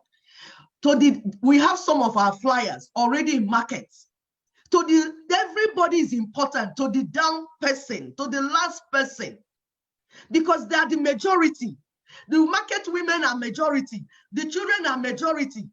We are few. The elites, they are just 1% or 2% or whatever. The political people, class, they are few percent. The majority of the people are out there in public and are the ones going to suffer when there is bad system in place. And that's why we are not joking with enlightenment. Please, that is what you need to do. Understand this message very well. If you don't understand, call us, ask us questions, please. We will explain. Make videos and send to your people. Address your people on this system. Thank you very much. Thank you, sister. So it's time for us to take phone calls. I pinned our number there, but I'll go ahead and call it out just for those that are not able to locate the pinned information. Our Zoom ID number is 987-346-0692, 987-346-0692. The password is 003282. Our WhatsApp number is +1 281 643 7283, +1 281 643 7283. And our phone number here is +1 774 3380942 +1 774 3380942. So while we are waiting, I would love to play this video from this Lebanese lady, kind of like talking about exactly what happened to them. And you guys can see that it's an eerie resemblance of what's going on in Nigeria right now. For those of us, because sometimes when we post things in our Facebook, people will be asking me for it when it's on our page. I don't know, it's like, maybe when you look at it, it's not populating on your side. I don't know what Facebook is doing, but I'm not gonna go there before they block me. I will just go ahead and play it while we're waiting to get a message, while we are waiting to get a phone call.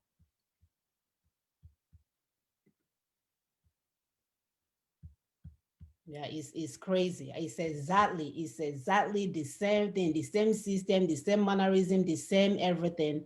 So these people are not playing. This is what they've been using all along to capture people, capture people's land.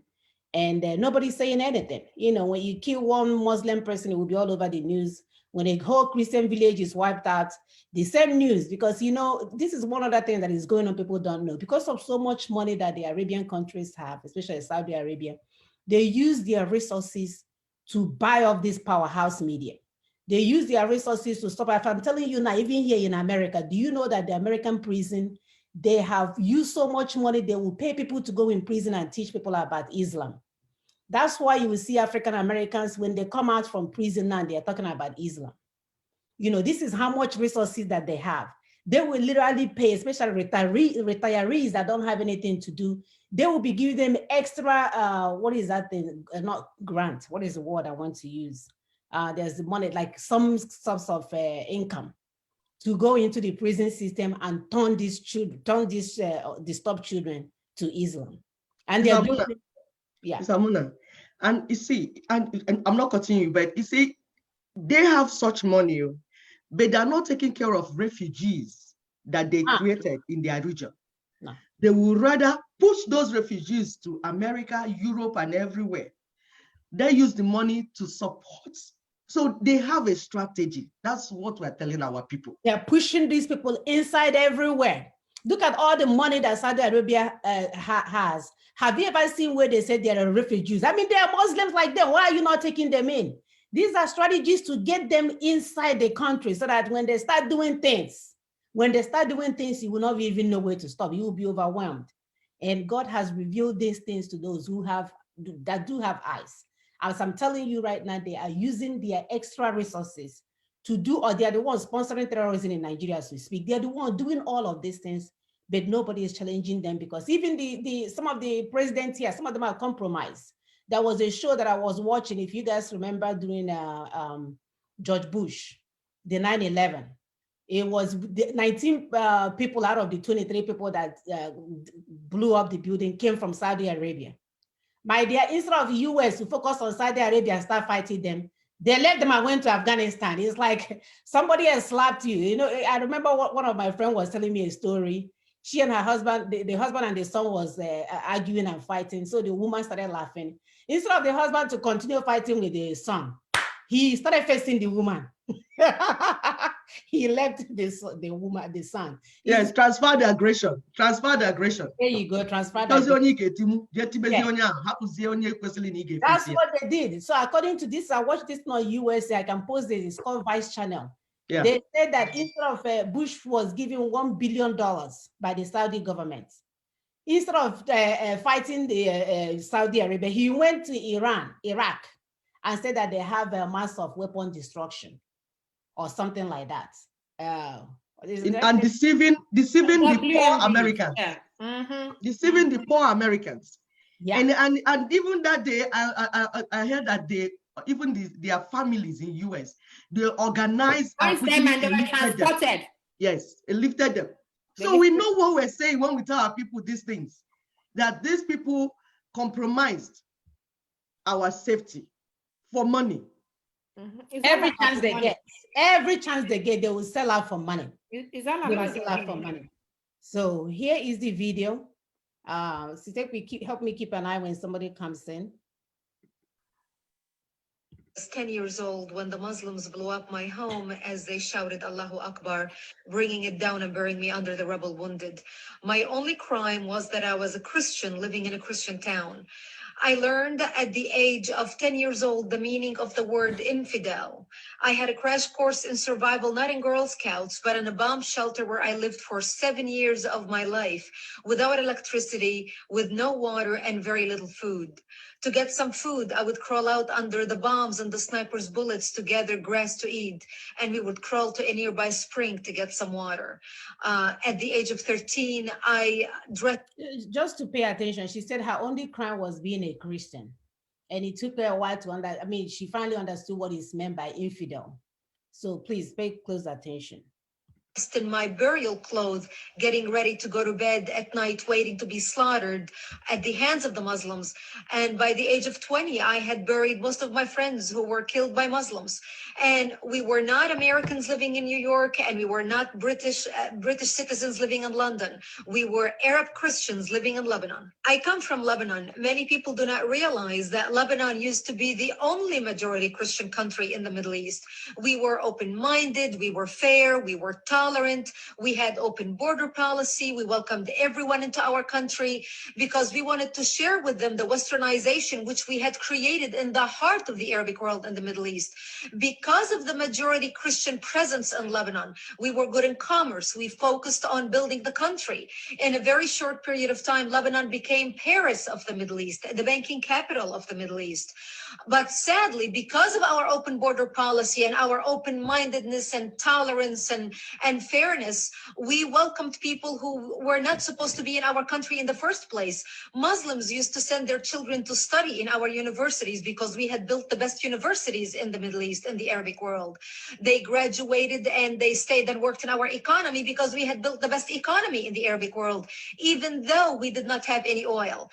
But even though we had the problems with the Muslims, especially as the population, the Islamic population grew because of the multiple birth rates, and we, the Christians, started shrinking because we simply do not get married to multiple wives like they do. We don't have many children like they do. So over 20, 30 years of this trend, they became the majority and we became the minority. But we always had the problems maintained between the Christians who have become the minority and the Muslims who have become the majority until the influx of the Palestinians out of Jordan, which we as a civilized country, as an open-hearted country, took them in. Here we took in a group of Palestinian terrorists. Yasser Arafat was kicked out of Jordan when he tried to overthrow King Hussein out of power. But because of the dictatorship of the king, King Hussein kicked them out and actually killed more Palestinians in Black September than the state of Israel has killed in all its existence. We, as a majority Christian country, open-minded and fair and tolerant and multicultural, we were the only Arabic country that took a third wave of Palestinian refugees into the country. Once they came in, the majority of them were Muslims. They put their heads together with the Muslims in Lebanon and declared war on the Christians. And that's when the civil war began in 1975. I was 10 years old when the war started. Because of the presence of the Palestinians and because of the open border, a lot of Muslims poured into from Arabic countries throughout the Middle East to help the Palestinians establish a presence in Lebanon. They wanted to use our open borders, our laws, our westernization, our fair and open-mindedness against us, using our laws against us. People do not realize that Lebanon is a republic, very much like the United States of America. So our enemy was able not only to infiltrate our country, but also use our existing laws to their benefit to establish their presence and twist the laws to their side. And we had many people in the country, including many Christians, who actually marched with the Palestinians and the Islamists, asking for more Islamic representations in the government for them, thinking that they're taking on the cause of the underdog. However, once the massacring began in 1975, once the Muslims became the majority and started taking over Christian cities and towns and killing them, that's when they would walk into the Christian homes. And some of those Christian leftists who basically demonstrated with the Islamists and said, What do you mean you're here to kill us and to slaughter us? We demonstrated with you. We pushed for your rights in the government. We pushed for you to take a part of whatever we had established. And the trends that we saw happening in Lebanon, once the Muslims and the Palestinians started massacring the Christians, and they would walk into Christian homes, and even some of them leftists who demonstrated with the Islamists and fought for new laws to be established in the country to protect the presence of the Palestinians who came to the country under refugee status. The Muslims would kill them, and they would tell them, you were as infidels as any other infidel, and you deserve nothing but death. And those stories we heard from those who fled and came to our area, which was the last Christian area left in southern Lebanon. And this was the price that we paid for our open-mindedness and our tolerance of those who came into our country, who had no intention of assimilating with us, who had no intention in becoming a part of the Lebanese society and advancing with our Western advancement in the Middle East, but wanted to come, and once they became the majority, wanted to impose their backwardness, their way of life, their way of being on us, which brought our culture down. And today, when you watch the news, you are no longer seeing Lebanon as Paris of the Middle East. You are seeing Lebanon as a terrorist infrastructure, a terrorist organization where Hezbollah, Iran, Syria, and the axis of evil have taken control of the country and basically now becoming a hotbed of Islamic extremists spreading their extremism all throughout the world. Once the call of jihad was uttered by the combined forces of the Muslims, regardless what their background was, they started massacring and killing the Christians. They would walk into the Christian towns. They would massacre the elderly and the children, as well as the men and women. They would walk into a bomb shelter. They would find a mother and a father hiding with the bomb shelter. They would take one leg of the baby. They would have a little baby, take one leg of the baby, tie one leg to the mother and another leg to the father, and then pull the parents apart, splitting the child in half. They would walk into our churches. They would urinate and defecate on the altar using the Bible as toilet paper.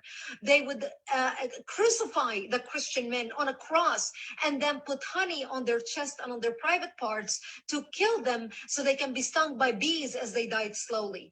This became the fate of the Christians during the Lebanese Civil War, and which was, by the way, not a war between the Lebanese Christians and the Lebanese Muslims.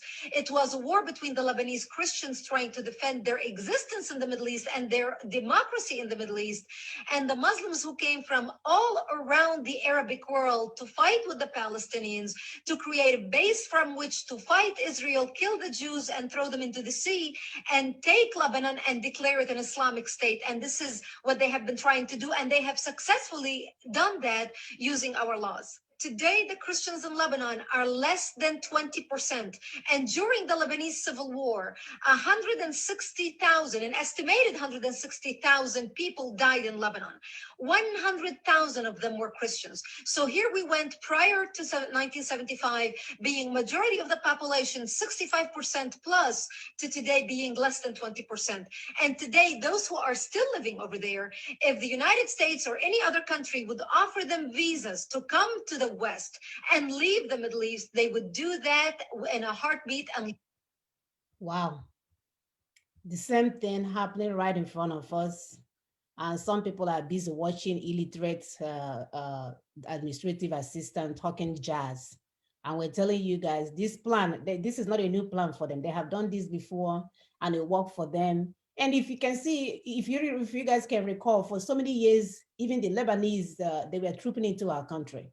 And these are the people coming to help the Fulanese take over this country. They took so much money from our land, it's not even funny. Because they were considered as Ndocha white people, right? They were given everything that they wanted. If I recall, I think they were the one that developed Lakey, that's supposed to have covered the ground, the water, and made it into a land. So many things, my sister. This plan has been on. We didn't know so many things. Yeah, it's so sad. It is so sad. So as we continue, I've not seen anyone in yet. Nobody has called. I wanted to make a video. Somebody has said earlier, oh, why are we using Pidgin English? It's Augusta on your video. Why are you guys using Pidgin English to discuss these important issues?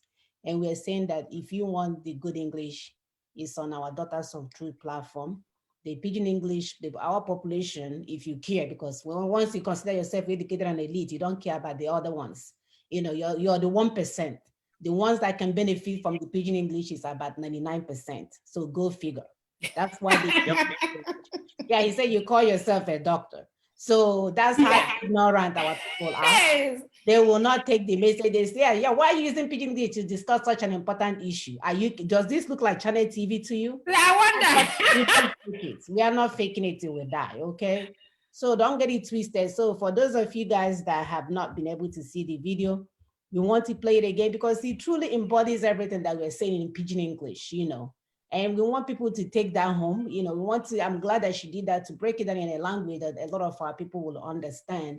And for those that think they want the polished English, you can go on our YouTube, our For Daughters of Truth page. I hope our English is polished enough. Polished enough? For him. For him. And mind you, if it's not polished enough, he can take it and now polish it yourself. Use brush and polish it. Yeah, to his own taste or her taste. They keep and send out to our people. So-called English language. People are speaking Mandarin in China and they're building technology. I don't know why you guys are so trapped as if it's a measure of intelligence. It's not. You being fluent in English does not mean that you're smart. It does not mean that at all. I don't know where the confusion is all about. That I wish I can speak Igbo fluently. You can speak Igbo fluent and be the best scientist. Did you see that our young brother that is using his legs and his arm and his ears and his nose to draw things? When God gives you a gift, he does not give it to you based on English language. He gives it to you, the talent, because he wants to give it to you. You can find yourself in the forest somewhere, you know, even in the Fulani terrorist camp, he will give it to you. So stop being so whatever about this so-called English. If it's Polish, is this sounding like a British? Bull crap. Bull crap. We have passed that stage. So I was so upset when I saw that comment. So I'm going to play that video when we are, so that we can, I guess, end up with our sister. Should I play? Okay. So we can then end our show with a take-home point. Again, we always end our show with a take-home point. We know that is important for people to understand the most important thing, because we are not used to having easy life. So some people may not even be paying attention to the take-home point because they are not used to any of that. They are used to whatever, 1 million, 5 hours. People are not online 5 hours. You don't even know what their topic was from the beginning to the end. So we try to end ours with that take-home point so that you can be in sync with the topic of the day. So I'm going to play that video for, I wish I can even speak this pidgin English fluently. That's what I will be speaking. It is the ethnic national. Let me pull that up.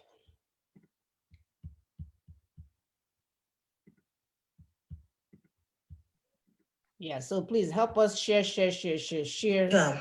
I don't come again to explain how we could take help our people. Get this freedom where we don't talk about long time. Anyway, my name is Dr. Augusta Anosike, and I'm a member of LNC, also member of Daughters of Truth. Today's discussion could be very, very, very short, because I want to explain how far we don't go. You know, I don't tell we don't talk about constitutional force majeure. Guess what? We don't do it. We do this thing on the 16th of December 2020. And by midnight of that day, now we start to do our countdown. Mm-hmm. So we do 90 days countdown for this constitutional force majeure. And we get 5 demands where we ask our government to do. So they must to do these 5 demands. And they're not supposed to wait 90 days to do these 5 demands. They need to do these 5 demands as soon as possible. Demand number 1. We tell the federal government, say the nationalities, the ethnic nationalities, don't talk, say the constitution, say they don't like them. And say the constitution gets some grievances where several federal government supposed to look into. And the people where they talk this, now the people wait there for NINAS. NINAS, NINAS, the Nigerian Indigenous Nationalities Alliance for Self-Determination. And part of them, now the South-South, Southwest, Southeast with the middle belt. Remember last time when I talk about the alliance territory. Now these people now they talk about. So they agreed that number one demand the same. The federal government will take their mouth, do formal announcements about the constitutional grievances and the sovereignty disputes where this group they talk about. Number two, the federal government go get formal commitments for bringing down that 1999 constitution will be the thing where they cause all this our wahala. Now they cause all the jabajantis where they happen for Nigeria. So the federal government will need to bring down that 1999 constitution as South Africa been do for their own apartheid constitution for 1990. Now so federal government go do. Demand number three, where they ask the federal government, say they go formally announce, say then they suspend all general elections for Nigeria. Where they say no more elections for Nigeria. We know they say boycott though. You know there difference between boycott and say election no go day, cha-cha. Where they tell them say, make federal government announce, say until they fix that constitution, no election. Now, number four, we say the federal government go do formal initiation of time frame where they will take transition from the new protocol to from the old system to the new protocol. Fresh transition now where they ask for. And it will come in two stages. Stage one, we say the ethnic nationalities, then go their own corner. Then go do their own referendum or plebiscite. The thing where referendum means all of them go sit down, agree whether they go come back or whether they go. And secondly, the second stage be same. When they even say they won't come back, then go the federal government and the ethnic nationalities go sit down, reach agreement. If they don't reach agreement, they not go stay. They'll go sit down, reach agreement. So this is way some people think say for National Assembly, they go feel sit down, write one like a back over one small Jagbajanti's constitution present. That one not go make sense anymore. Right now, the people go decide whether we want to continue for this kind thing where we find ourselves or whether we want to go. Then the last one, they say the federal government go invite the people of South. When I say South, I mean the Southwest, Southeast, and South. They go invite them, plus the people waiting for Middle Belt. Then go invite us, and they go put the kind transition where go allow us arrange everything the way we take one time. Because this time around, now we the people, they look for our own solution. We know they wait for any magic from anywhere to happen. So these are the 5 demands where the people of NINAS, they request. Now then they demand from the federal government. And I want to take this time, tell all those international money lenders, you know, say even China said they follow borrow Nigeria money. You don't understand that kind of thing. They won't take this time, tell them, say, Nigeria be now disputed project na Nigeria be. So if na like make na they borrow money give Nigeria. If na borrow money give Nigeria, na own.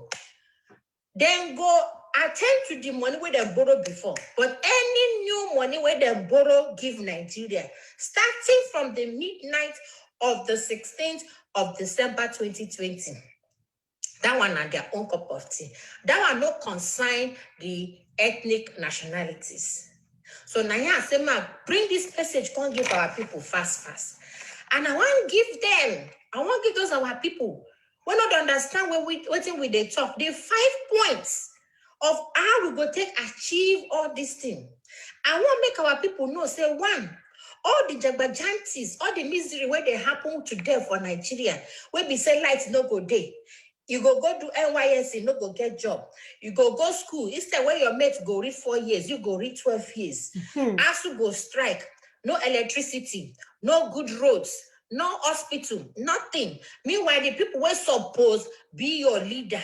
Then they carry the money, put for their pockets, nyafu. One tell you, say, make you shine your eye. The second one, we say, the life of the Constitution is they renew every 4 years by election. Now election, they make them renew all these things. And now they make people understand, say, we don't want election anymore for that country until then listen to our demand. Number 3, now only political parties now they contest election, no. Not be with the people, no. Because as Nigeria take day, rough, now it happen, now it plenty for that place. So no only politicians they contest election. We don't need to tell our politicians, they make them close shop. Make now close shop. Make now close shop until we answer that thing where they trouble us. We will be the people.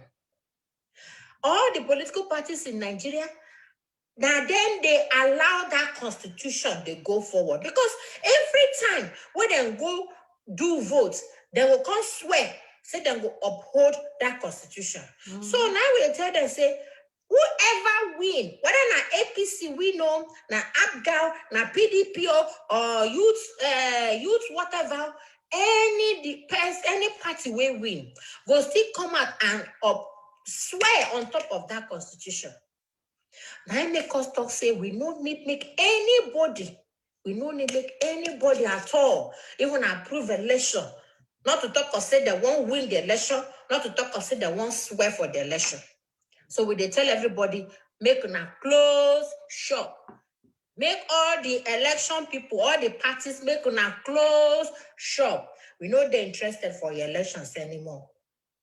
So now the people of NINAS, NINAS, Nigerian Indigenous Nationalities, Alliance of Self-Determination, now they bring all this message for all of us.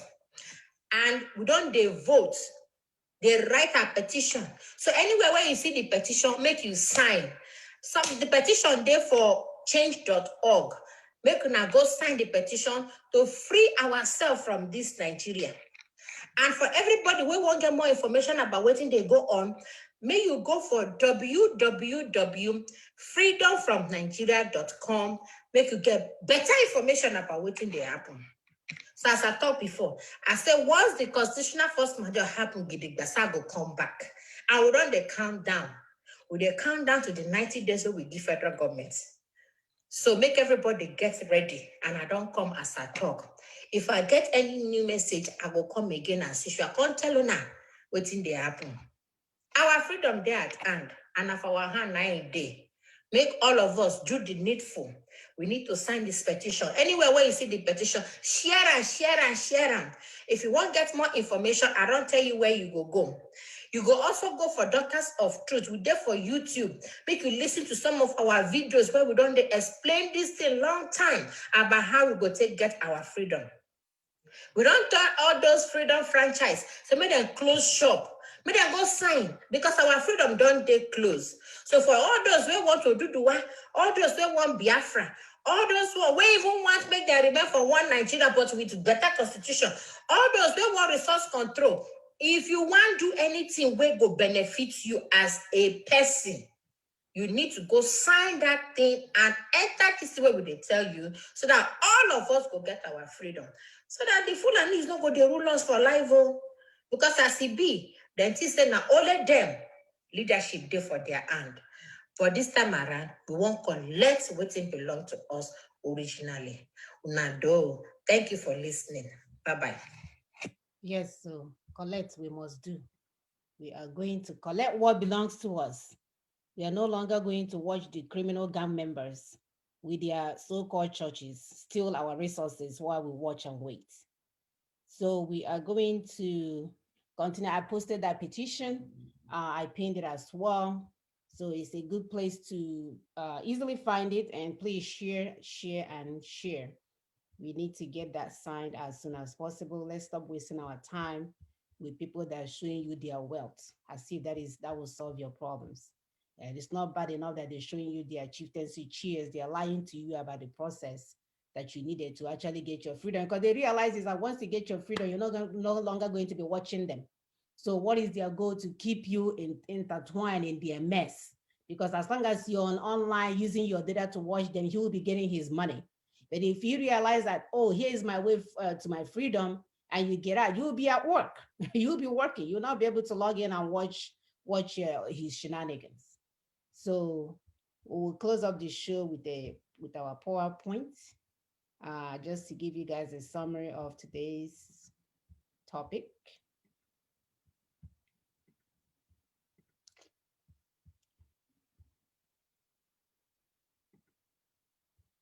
All right, so here are our take-home points. Today we talked about the domino effects. Oh my God, I went blank. I forgot what the topic is. Sisters, help me out. Domino effects of the constitutional force majeure. There you go. So we know with the ripple effect of doing the right thing is that it stops evil and encourages good. I mean, it doesn't go any other way. Once you do the right thing, it will stop these criminals from doing what they're doing to us. And once it stops them, guess what? We'll all experience good things in our lives. Most of all, it creates a better society for all. Our campaign is not just for the National Assembly to write a new constitution for us, but because they like the mandate to do so. Look, I just to call Buhari to order. Immediately, Buhari answered them back. Everybody started peeing on their pants. I just don't know. No wonder diapers are so expensive in Nigeria, because our so-called legislators are wearing all of them. They don't know when Buhari will come with one of his distance. So they have to put it on because you don't want to leak urine and start smelling. You know, that's how bad it has become. So our campaign is to take down the current fraudulent 1999 military decree written by our killers, and they're using it just like they did in Lebanon. They are using the law for themselves and using it to conquer our villages. 350 villages already have been conquered in Igbo land. We read it to you guys today, so don't get it twisted. So therefore, it's time for us to tell our political parties to close shop. We cannot say that enough. Close shop until the owners of the land settle their sovereignty dispute. Right now, that country belongs to no one. That's why people come and steal. It's an open, ungoverned space where anything can happen. They will take your resources and run. Nothing will happen. They will open their borders and make the land fluid to their Fulani brothers. Nothing will happen. And people are still running an election with no APC member. But the APP, what is the APC? They won. Guess what? Because they won, they have to bring you a candidate. This is what you get by even daring to have that election. They won. They will have to produce a candidate. It could be Musa from Alamajiri town. So here they come. And nobody wants to listen. You want to run election, Now they have won. What are you going to do when they bring you another hope, Obi to come and rule you? Therefore, we're asking you to sign the petition and be part of the positive, constructive voice that has a long-lasting solution. For more information, you can go to www.freedomfromnigeria.com/steps to our freedom. This is a no-brainer. This is a website that we all need to share with others. You know, share. This is where you should be spending your time, not watching Fine Boy that you don't know how many men they have slept with. They are talking from both sides of their mouths to be on air. You know, focus. Mothers are talking to you. Your mother will never lead you in a bad way. All we want is the best and the most best for our children. So don't be following people that are making money off of your misery, please. So this is 2021. Get it right. Or people that are promising you a nation this month and that month and the other month. And when the time comes, no apologies. They move on to another topic. We need to get this right, people. We need to get it right. Thank you. Sister, go ahead. Thank you very much, Sister Muna. Appreciate everything you're doing for our people. So, Nibai, isiokwu anyị ka anyị kpokọta okwu niile ọnụ, sụọ ya n'asụsụ anyị ka anyị wee ghọta ihe a na-ekwu. So isiokwu anyị tata bụ na ndị be anyị kwuru okwu wee sị na ọ na-abụ ihe kwụrụ, ihe ọzọ akwụdobe ya. Ihe dị mma kwụrụ, ihe ọma ndị ọzọ akwụdobe ya. Ezi omume na-eweta ezi obodo. Nakwa ezi omume na-akwụsị ajọ ihe dị iche iche n'obodo. Nke abụọ, mgbe anyị na-agba abụọ ka ndị omekome juru ọchịchị a na-akpọ National Assembly degharịala anyị ntọala constitution n'ihi na ha enweghị ike imie. Kama mgbe anyị na-agba bụ ka ndị nwe obodo gbakọta ọnụ, gbakọta aka, were dọtuo ajọ ntọala a na-akpọ Decree 24 ndị amị dere. Nke anọ, anyị na-ekwu wee sị na ọ dị ezigboto mkpa ka anyị gwa ndị otu ndọrọ ndọrọ ọchịchị a na-akpọ ndị political parties ka ha mechie ụlọ ahịa ebe ha na-azụ ahịa wee ruo mgbe ndị nwe obodo, ndị nwe ala wepụrụ ogwu dị ha n'anya, maka na ogwu dị anyị n'anya. Nke ikpeazụ, anyị chọrọ ịgwa onye ọbụla ka o were ọsọ, ka anyị were ọsọ were ije wee gaa n'akara a na-akpọ www.freedomfromnigeria.com gaa binye aka n'akwụkwọ a na-akpọ petition, akwụkwọ nnwere onwe. Ndewonu. Daalụ. Ndewo nwanyị ọma. Okay, ẹ̀yin ará wa ẹ kú dédé òní. Àkọsílẹ̀ wa lónìí. Èkíní, ṣíṣe nǹkan tó dára ó máa ń da ìwà ìbànújẹ́ dúró. Ó dẹ̀ máa ń jẹ́ kí a mọ bí ká gbìyànjú fún ìwà tó dára. Ó dẹ̀ máa ń jẹ́ kí ìwà tó dára kó dára jùlọ. Ìkejì, ìpolongo wa kò ń ṣe kí àwọn National Assembly kan kọ ìṣèlú tuntun fáwa ọmọ nílẹ̀, títorí pé wọn kò ní àṣẹ láti kọ ìṣèlú wọn. Ìkẹta, ìpolongo wa ni pé ká gbé 1999 fraudulent constitution yẹn kalẹ̀, torí pé àwọn jagunjagun military àwọn náà wọ́n kọ Decree 24 fún wa. Àwọn tó máa ń pààyàn àwọn náà kọ decree yẹn, a dẹ̀ ní pé a ò fẹ́ mọ́. Ìkẹrin, a ní láti sọ fún àwọn ẹgbẹ́ olóṣèlú pé kán palẹ̀ mọ́, pé pa ò ṣe mọ́, pé kán palẹ̀ mọ́. Ìkarùn-ún, a ní pé ká sọ fún àwọn ènìyàn wa pé kí wọ́n lọ fọwọ́ síwèé ká ba lè tún orílẹ̀-èdè wa ṣe.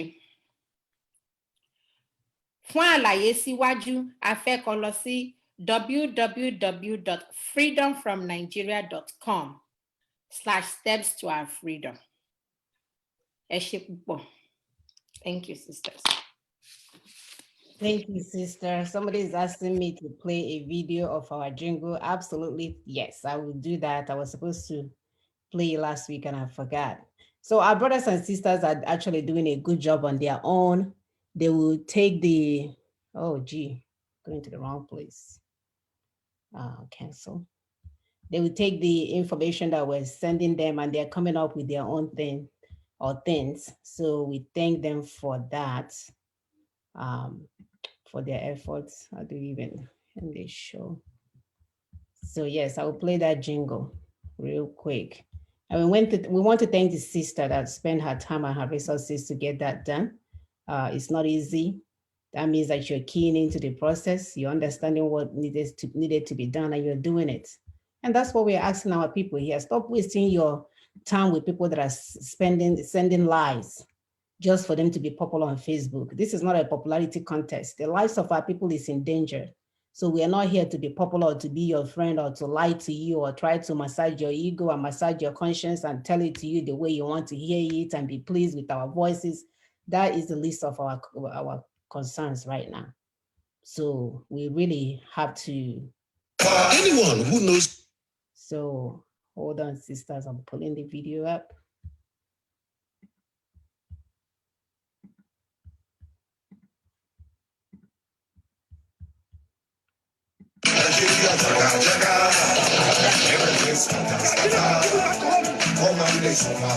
Anyone who knows not where the rain starts to beat him will never know where it stopped.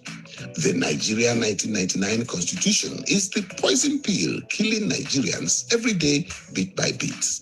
Because inside this Nigeria 1999 Constitution, there are 68 federal exclusive items holding the key to our development and progress in Nigeria.